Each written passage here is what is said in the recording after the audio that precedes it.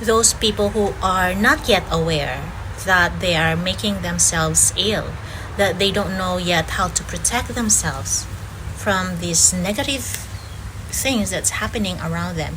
That's why this picture here, my thumbnail, I like doing thumbnails, honestly. I enjoy the artistic part of it. There's the dinosaur behind me, and I'm like, well, it's like walking in the park.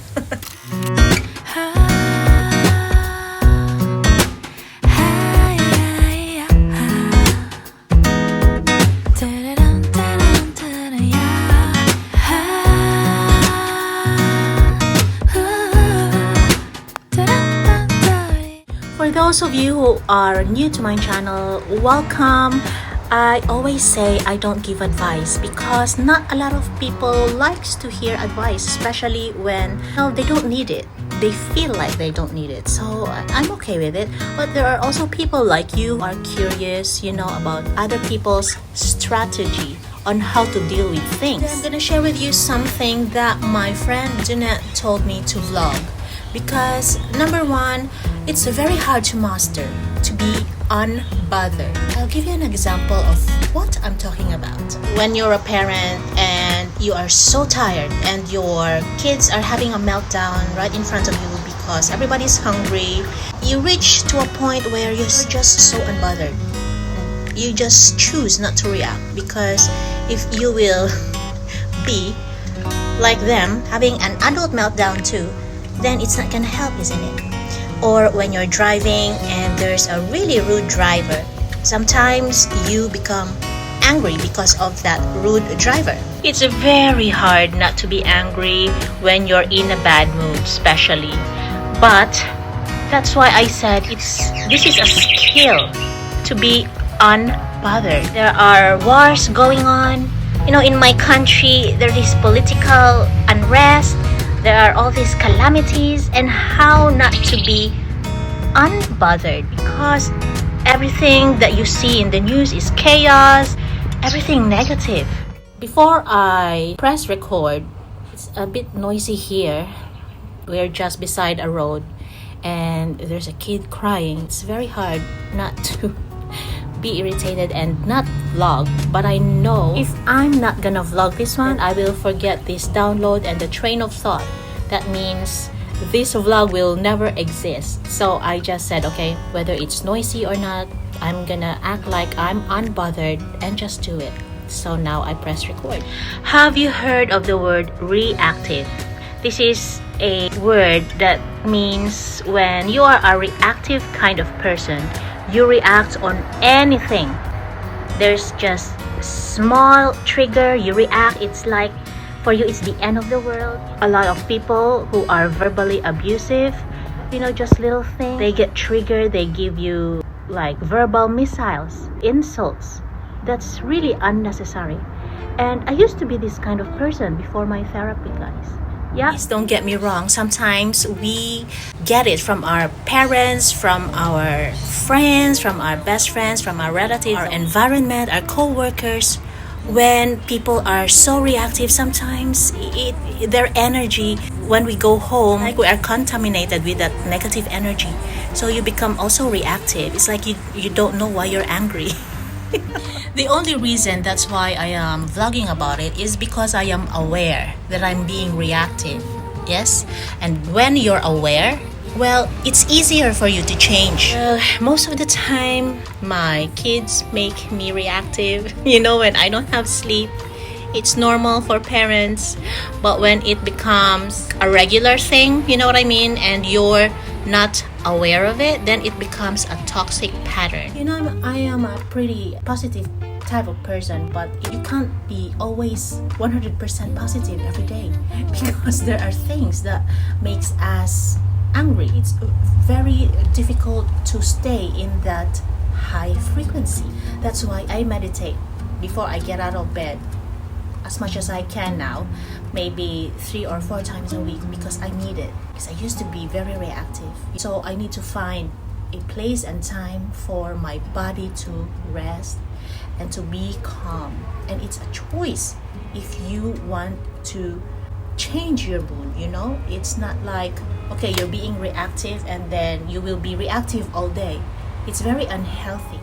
That's why it's very important to find that grounding. What makes you ground? Me, I put my feet on the grass.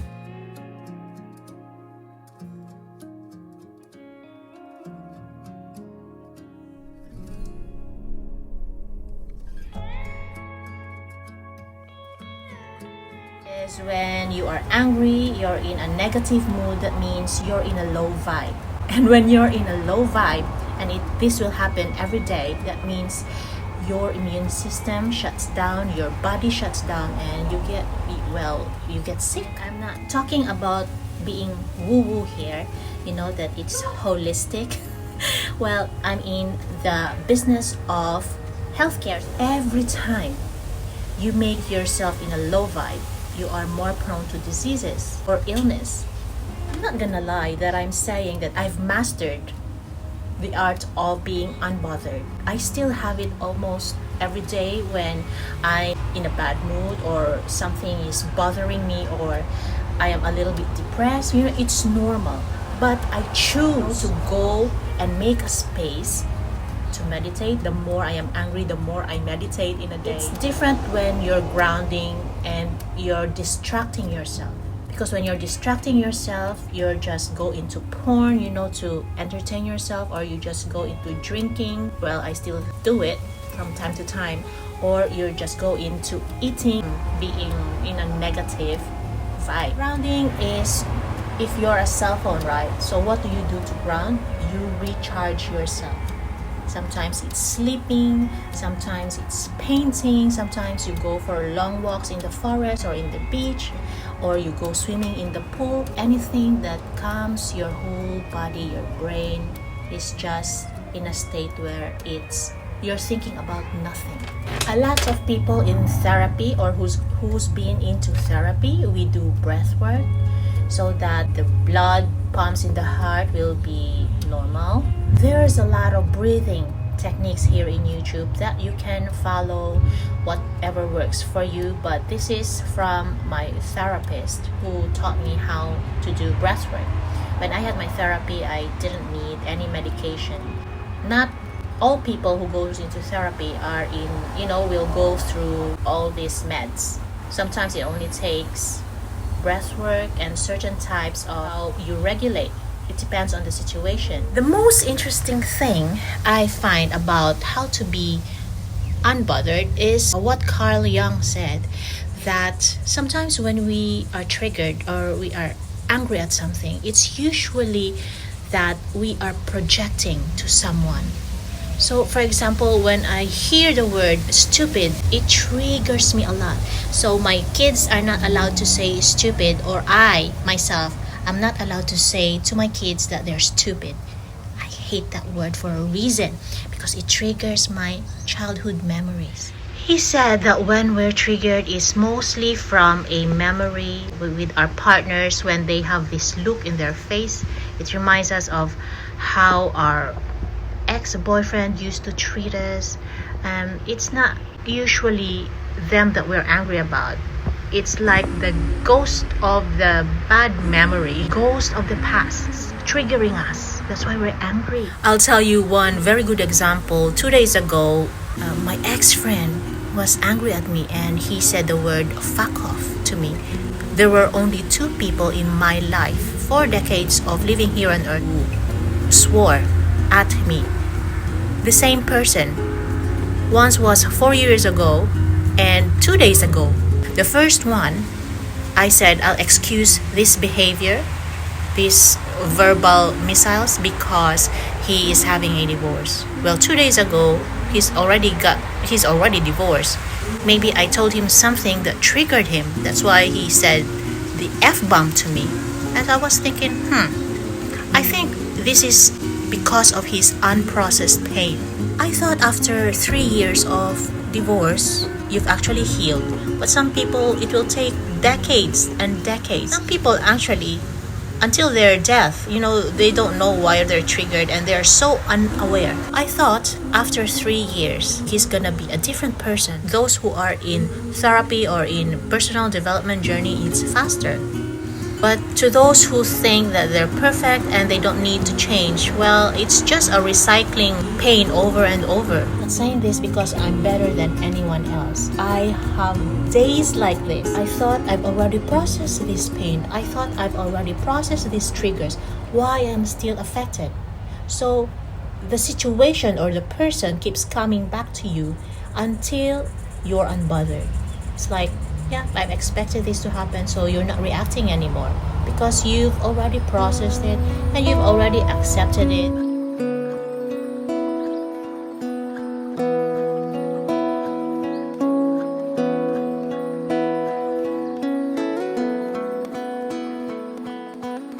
I thought I'd moved on, but how come I'm still stuck? It's funny because I think women are suffering more than men with this, because we women, our brain is wired so differently with men. Men mostly, like petty arguments, it's finished. But we women, it's so hard for us to just move on. One example of this is sibling rivalry. After 30-40 years, you're still fighting over that bracelet that somebody stole. It's so funny, but it's true.